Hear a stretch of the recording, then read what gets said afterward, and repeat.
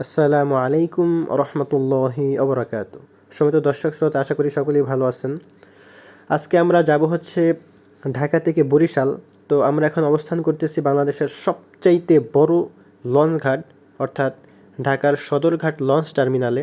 আপনারা দেখতে পাচ্ছেন এখানে অসংখ্য অগণিত লঞ্চ কিন্তু রয়েছে। দেখতেছেন যে প্রতিটি লঞ্চ কত সুন্দরভাবে সাজানো হয়েছে। সাজানো বলতে এটা অটোমেটিক এরকমভাবেই ডেকোরেট করা।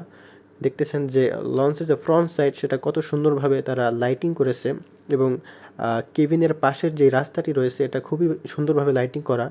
আপনারা শুনে থাকবেন যে অনেকে বলে বরিশাল নাকি খেতার ঘাটটি, অর্থাৎ বরিশালের মানুষরা নাকি খেতার ঘাটি। তারা লঞ্চের খেতা মুড়ো দিয়ে তারপরে বরিশালে আসে, কিংবা বরিশাল থেকে ঢাকা যায়।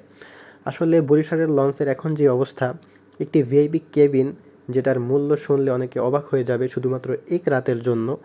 একটি ভিআইপি কেবিনের দাম রয়েছে, ভিআইপি জোনের ভিআইপি কেবিনের দাম হচ্ছে 10 থেকে 15,000 টাকা, যা কিন্তু অনেকের এক মাসের বেতনের সমান কিংবা তার চাইতেও বেশি হবে। তো আপনারা দেখতেছেন যে যুগের সাথে তাল মিলিয়ে লঞ্চগুলো কতটা আধুনিক হয়েছে, কতটা সুন্দর হয়েছে।